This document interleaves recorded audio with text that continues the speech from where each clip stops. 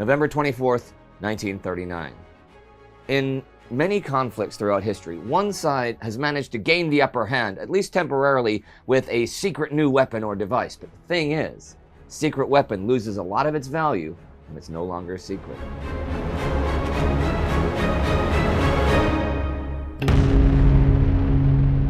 I'm Indy Neidell. This is World War II. Last week, the French approved a new battle plan in case Germany attacked through Belgium. Chinese battle plans suffered a setback when the Japanese attacked them in the south, and Winston Churchill warned of Hitler's new secret weapon. That weapon is the magnetic mine, whose construction I talked about last week.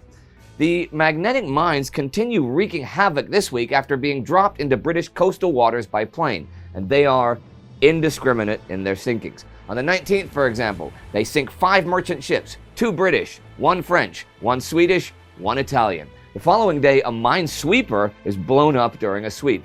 But the British had some really good luck the 22nd. A magnetic mine lands in coastal mudflats and is just sitting intact in the mud. Lieutenant Commanders John Ulvery and Roger Lewis and their team, having removed all metal from their persons, disarm it. Actually, they shouldn't have been able to do that. The crew of the plane was supposed to set a sensor before dropping the mine. The sensor activates 7 seconds after the mine hits ground. Any jolt after that blows the mine. The crew of the plane must have been in too much of a hurry to escape the anti-aircraft fire all around them to set the sensor. So now begins the feverish work to devise some sort of a countermeasure. There are really 2 ways to approach a weapon like a magnetic mine. You can try to destroy it before it finds a target, or you can try to make the target invisible to the mine. Charles Goodeve and his department were going to investigate both of them. Goodeve is a Canadian lecturer in physical chemistry, who is also a lieutenant commander in the Royal Naval Volunteer Reserve. He will be responsible for developing the double L sweep. This uses a strong pulsed current between long cables that are towed behind wooden hull ships. This in turn creates a field strong enough to blow up mines within the area. By February, this will be a standard practice for removing coastal mines. As for making ships invisible, magnetic mines work because metal ships' hulls concentrate the Earth's magnetic field. In the northern hemisphere, the end pole down, and the mine reacts. The term de-gaussing would soon be coined by Goodeve for the process of decreasing or eliminating the ship's magnetic field, various methods of which the Admiralty worked on. He called this de-gaussing because the Germans used the word Gauss, itself from the physicist Carl Friedrich Gauss, as the unit of strength for the magnetic fields in the triggers of the mines. How de-gaussing originally worked was by coiling, which was simply putting electromagnetic coils on ships to create a small end pole upfield, so the ship had the same field as the background. The problem with this is that it would be way too expensive to outfit all the ships that needed it. Goodeve would eventually, months in the future, come up with wiping or deperming, which just dragged a large electrical cable with a strong pulse alongside a ship. Wiping would achieve a similar result as coiling, albeit not permanent, so it would have to be repeated on a schedule. But that is in the future. There is plenty of action at sea in the present. On the 21st, the destroyer HMS Gypsy is lost to a mine leaving Harwich. The same day, the brand new British cruiser Belfast is badly damaged by a mine in the Firth of Forth. The day before, Hitler issued new directives to his armed forces commanders with details of the attack on Belgium and the Netherlands. He thinks Holland will offer little or no resistance, so it will be more of a peaceful invasion. The German Navy will still blockade both coasts.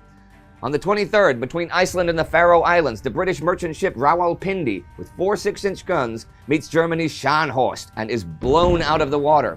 Scharnhorst has been traveling with Gneisenau and heads back towards Germany. Over the next few days, they evade many British ships searching for them and make it back to base. This is helped by the Germans being able to read the British naval codes. In a speech to his generals on the 23rd, Hitler says Britain will be forced to her knees by the U-boat and the mine. He even calls a stop to rocket development at Peenemünde. He thinks the victory over Poland shows that he does not need them to win the war. And Germany continues to organize its gains. By now, the general government in occupied Poland was actively taking measures to separate the Jews from the rest of the population. For example, when the Jews expelled from the town Siepcz reached Warsaw, the locals saw that they had been forced to sew a yellow patch on their lapel with the word Jew on it. Warsaw educationalist Chaim Kaplan, whose diaries survived the war, though he would not, suggested adding the words, "my pride." He was told that counts as sabotage, and that condemns you to death. On the 23rd, Governor Hans Frank announces that henceforth all Jews in the whole region over the age of 10 must wear a white armband marked with the yellow Star of David on the right arm of their visible clothing. In Warsaw, the star would be blue. Failure to do this will result in imprisonment. But there were worse punishments for other things.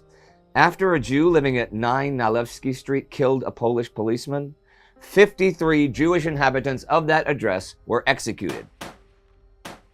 Okay, to be fair, the German authorities offered to ransom the 53, but when the Warsaw Jewish Council raised and handed the money over, they were told that the Jews had already been shot. The money was not returned. This was, in fact, the first mass killing of Jews in Warsaw of the war. German General Petzel, shocked by such a scene, wrote a report that reached Hitler that stated that the SS and the Gestapo were carrying out public shootings in most localities. The selection of the victims was arbitrary and the conduct disgusting. You can imagine that this report had little effect. And there was a further occupation in progress far to the east. On the 23rd, the Japanese captured Nanning, the capital of Guangxi province in southern China. This cuts off the road by which the Chinese can get supplies from French Indochina. The Chinese, who now fall back to the mountains, minimized the importance of the cutting of the supply line, saying that they'd planned their communication system expecting the highway to someday be cut because of its proximity to the coast. And in the far north, what's going on with the Finns, who've refused to cede land to the Soviets, land the Soviets want because of its proximity to the coast? Well, by now, even though negotiations between the Finns and Soviets had broken down, there was a sense of relief beginning to come over the Finns. Nothing bad had happened, and the civilians who had evacuated the border regions were beginning to return. And anyhow, the popular mood was upbeat. Finland's cause was so self-evidently just that surely the Western democracies would step in to devastate the Russians if they tried an attack. Chair of the Defense Council, Carl Gustav Mannerheim, did not share this mood and said straight out that Stalin was not bluffing. And in spite of what they may have heard about the army purges, the Red Army was not to be trifled with. The politicians listened respectfully to Mannerheim, thanked him for his time, then left his office whispering among themselves that the marshal was too old, too gloomy, too afraid of Russia. In fact, Mannerheim had been warned by a sympathetic German attaché that if they did not reopen negotiations, that was it for Finland.